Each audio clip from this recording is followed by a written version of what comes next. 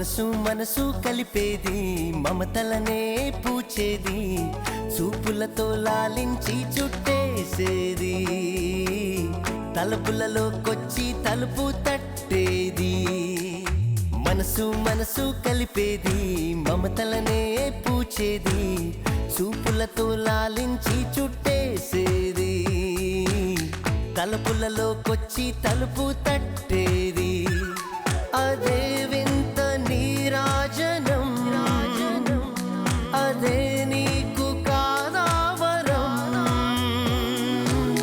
అనుభూతుల సుమగంధం ఓ బంధం ఆత్మీయం మకరందం ఆబంధం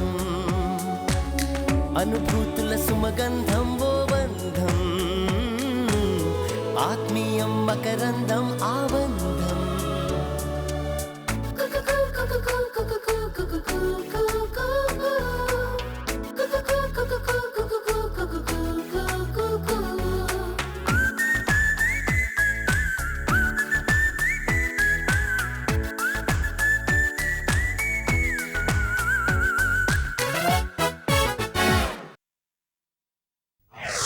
రంగారావు వచ్చినాక మాల్ పంపించడం ఛాలెంజ్ అయిందిలే.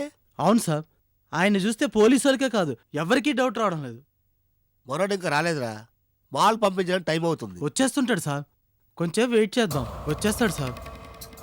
అదిగో మాటలే వచ్చిండు, నీ గురించే వెయిటింగ్. చెప్పండి, ఏంటి పని? ఈ బ్యాగ్ని గోల్కొండ కాడ ఒక మనిషికి అందజేయాలి. మాల్ చాలా కాస్ట్లీ, 10 लाख. జర హోషియార్ రహనా. ఓకే. ఈ బ్యాగ్ ఇచ్చి ఆ మనిషి ఇచ్చిన బ్యాగ్ సీదా ఎక్కడికే తీసుకురావాలి, సమజైందా? అలాగే. అవరేక్ బాత్, పోలీసు వాళ్ళు అన్ని సెంటర్లో పెట్టిండ్రు. ఒక్కసారి దొరికిపోయావంటే నీ పేరు మీ పోలీస్ రికార్డులో ఎక్కుతుంది. జర హోషియార్. ఈ పని చేసి నీకు ఇచ్చేది 10,000, 10,000. 10 నిమిషాల్లో 10,000. ఈ దారిలో రాళ్ళు ముళ్ళు ఉంటేనే నోట్ల కట్టలు ఉన్నాయి. అవే నాకు కావాలి. పని పూర్తి కాగానే పైసలు రెడీ. వచ్చిన వాడు మనోడు కాదు, గుర్తు పట్టాలంటే ఇది గుర్తు. వస్తాను.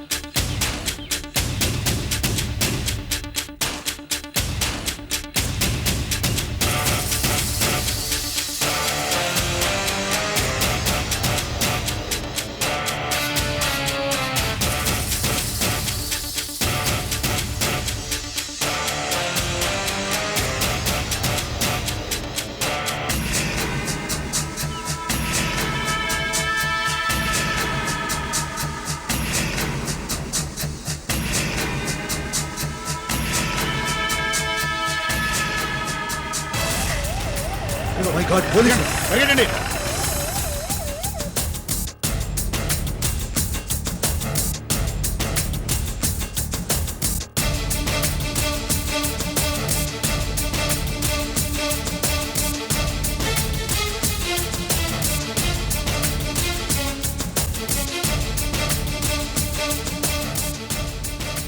నోటి పక్కెళ్ళు. ఓ ఆగో.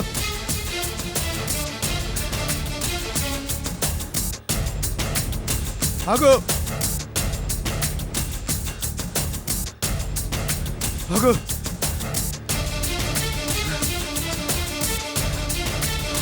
ఆగు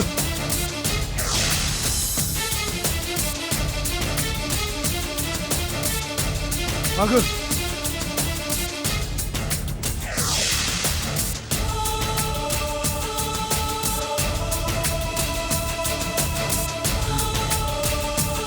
ఆగు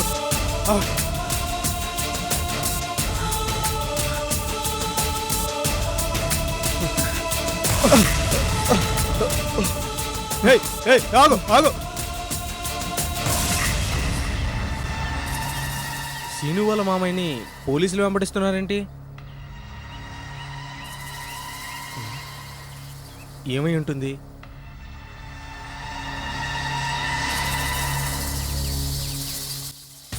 సతీష్ ఏం నువ్వు చెప్పేది? అవును సీను, నువ్వు సరిగ్గా చూసావా? చూశాను సీను. పోలీసుల నుంచి తప్పించుకొని పారిపోతుంది మీ రంగారావు మామయ్యే. అంటే అంటే రంగారావు మావయ్య. ఛ, ఈ విషయం తెలిస్తే అత్తయ్య శ్రీవాణి ఎంతగా బాధపడతారు. అసలేం జరుగుంటుంది?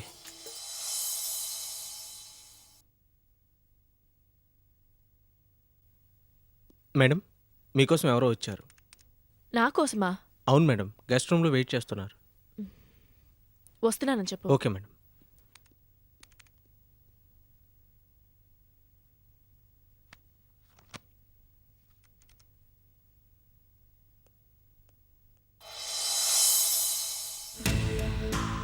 నువ్వా? ఇక్కడికి ఎందుకు వచ్చావు? అడిగేది నిన్నే. శ్రీవాణి, నీతో ముఖ్యమైన విషయం చెప్పాలి. ఏంటా ముఖ్యమైన విషయం? మీ నాన్నగారు రాంగ్ రూట్లో వెళ్తున్నారేమో అనిపిస్తుంది. ఐ మీన్, ఆయన్ని రోడ్డు మీద పోలీసులు వెంబడిస్తుంటే మా ఫ్రెండ్ చూసి నాతో చెప్పాడు. ఇది చెప్పడానికేనా పని కట్టుకొని వచ్చావు? శ్రీవాణి, ఆయన ఏ తప్పు చేయకపోతే పోలీసులు ఆయన ఎందుకు వెంబడిస్తారు చెప్పు? ఒకసారి ఆలోచించు. ఆలోచిస్తున్నాను. ఇంత దూరం పని కట్టుకొని వచ్చి ఈ విషయం నాకెందుకు చెప్తున్నావా అని ఆలోచిస్తున్నాను. ఎందుకేంటి శ్రీవాణి? ఆయన మీ నాన్నగారు అని తెలిసి ఈ అభాండం వేస్తున్నావా? శ్రీవాణి. ఇప్పుడు అర్థమవుతోంది నాకు. నా తండ్రి తప్పులు చేసుండొచ్చు, అప్పులు చేసుండొచ్చు, కాని తనలో కొంతైనా నిజాయితీ ఉంది. అందుకే మేం కాదన్న ఎక్కడికో దూరంగా వెళ్ళిపోయి తన దాన్ని తను బ్రతుకుతున్నాడు. కాని నీలో ఆ మాత్రం నిజాయితీ కూడా లేదు. అందుకే నా తండ్రిని ఓ దొంగగా నేరస్తుడిగా ముద్ర వేయాలని ట్రై చేస్తున్నా. నేను అలా చేయడం వల్ల నాకేంటి లాభం చెప్పు? అది కూడా నా నోటితో చెప్పించాలనుకుంటున్నావా? ఆల్ రైట్, నీ ప్లాన్ ఏంటో నీకే చెప్తాను విను. డబ్బు రాగానే, కారు బంగ్లా రాగానే, హోదా పెరగగానే ది గ్రేట్ శ్రీనివాస్ గారు పూర్తిగా మారిపోయారు. పాత పరిచయాలు, పాత బంధాలు తెంచేసుకున్నారు.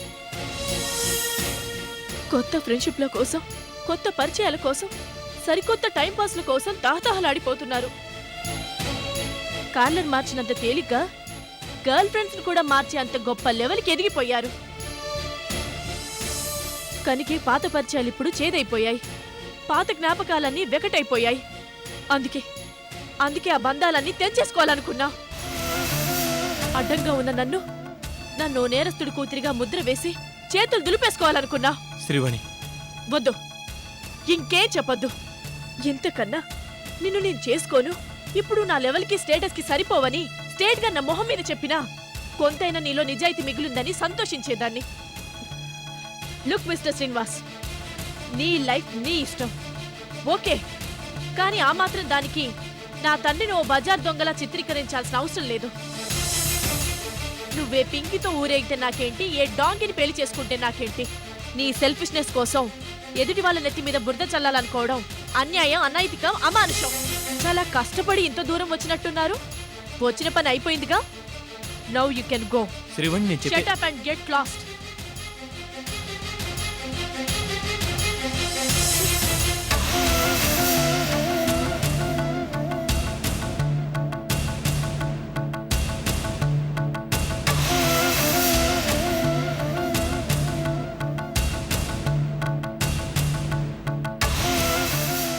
పూజ, ఐఎమ్ సారీ వన్స్ అగైన్. నా మాట కాదనకుండా వచ్చినందుకు థ్యాంక్స్. పూజ ప్లీజ్, నువ్వు అలా సైలెంట్గా సీరియస్ మూడ్లో ఉంటే నాకు చాలా బాధగా ఉంటుంది. అన్నట్టు పూజ, బాంబేలో నా కెమెరాతో కొన్ని అందమైన సీన్లు ఫోటోలు తీశాను, గుర్తుందా? అవి ఎంత అందంగా వచ్చాయో తెలుసా? చూడు, చూడు పూజ. పూజ ప్లీజ్ ఒకసారి చూడు చూడు.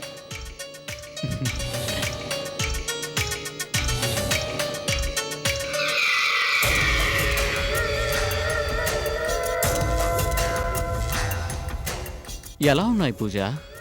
అందమైన సీనరీలు, రొమాంటిక్గా ఉన్నాయి కదా? కూల్ పూజ, కూల్. ఈ ఫోటోని చూస్తుంటే నేనేదో చేయబోతున్నట్టు అస్సలు అనిపించదు కదా? నువ్వే నాతో ఇష్టంగా క్లోజ్గా ఉన్నావనిపిస్తుంది కదా? నువ్వే కాదు, ఈ ఫోటోను ఎవరు చూసినా మనిద్దరి మధ్య ఏదో జరిగే ఉంటుందని బిలీవ్ చేస్తారు కాదు? కూల్ పూజ, కోపం తెచ్చుకుని ఏం లాభం లేదు.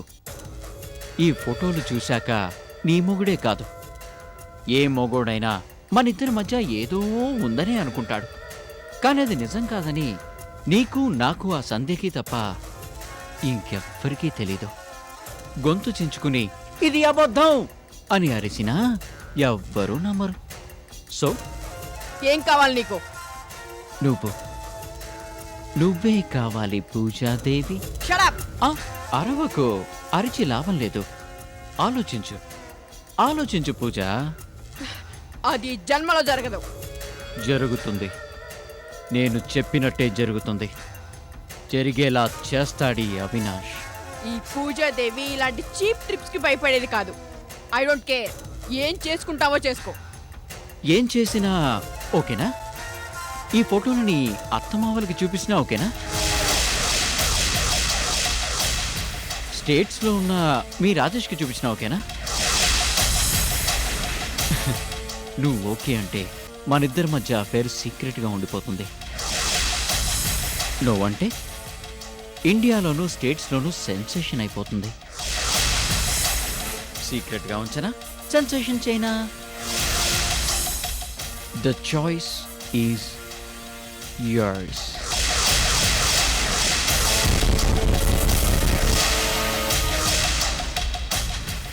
Bye.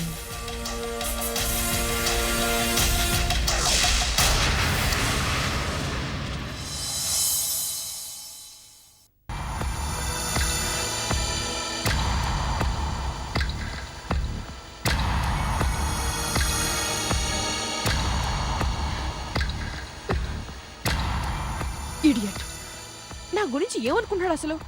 ఏదో కాస్త సోషల్గా మోయితే ఇలాంటి రోగ్స్ ని ఊరికే వదిలిపెట్టకూడదు, షూట్ చేసి పారేయాలి.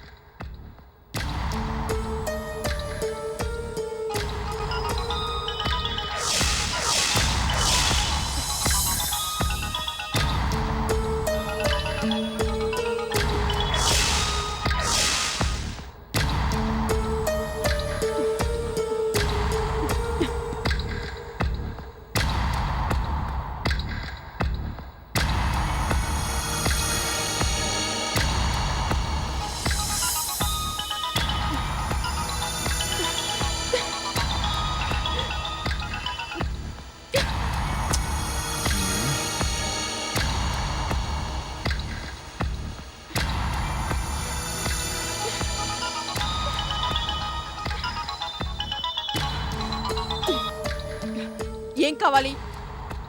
నువ్వే. Shut up. హీట్ మీద ఉన్నట్టున్నావు. ఆ ఫోటోలు నిన్ను బాగా డిస్టర్బ్ చేసినట్టున్నాయనుకుంటాను. అవినాష్, నీకు మర్యాదగా చెప్తున్నాను, నా జోలికి రాకు. అదే, నీలో ఆ టెంపర్మెంటే నాకు బాగా నచ్చేది, అందుకే మోసపడ్డాను. Shut up you idiot. నేను పెళ్ళైన దాన్ని. Cool baby cool. ఈ అరుచుకోడాలు తిట్టుకోడాలు ఐ డోంట్ లైక్ ఇట్. మందంతా ఒకే లెవెల్. నా లెవెల్లో అన్నీ కూల్గా జరిగిపోవాలి. నువ్వు ఎస్ అంటే మ్యాటర్ మూడో కంటికి తెలియకుండా మేనేజ్ చేస్తాను. ఈ సీక్రెట్ మన ఇద్దరి మధ్యనే ఉండిపోతుంది. అమెరికాలో ఉన్న మీ హస్బెండ్ కూడా తెలియనే తెలీదు. ప్రామిస్. నువ్వు అసలు మనిషివే కాదా? Yes, I'm not a human being. నేను మనిషినే కాదు, మృగాన్ని. నీలాంటి బ్యూటీస్ని వెంటాడే హంగ్రీ డెవల్ని. ఓకే, మృగాన్ని బెదిరిస్తే ఏం జరుగుతుందో తెలుసుగా? మొగుడు, కాపురం, పరువు Smash. Everything is smashed.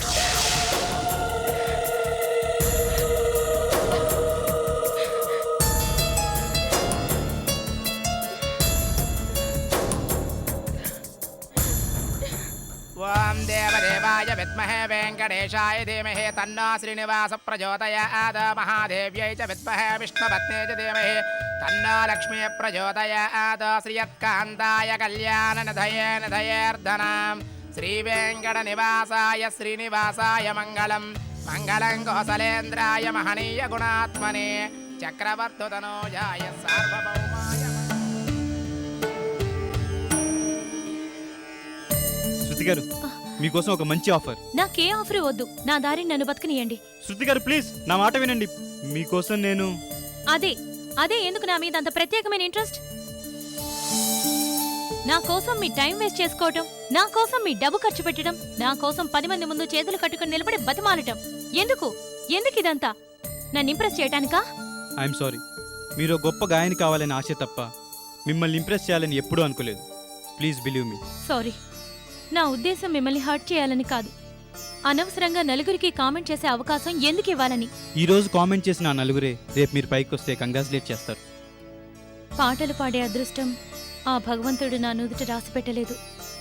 అందుకే ఇక మీదట ప్రయత్నాలు అనవసరం. నేను చెప్పేది పూర్తిగా వినకుండా అనవసరం వేస్ట్ అని ఫిక్స్ అయిపోకండి. నేను చెప్పేది సినిమాల్లో పాడటం గురించి కాదు, టీవీలో పాడటం గురించి.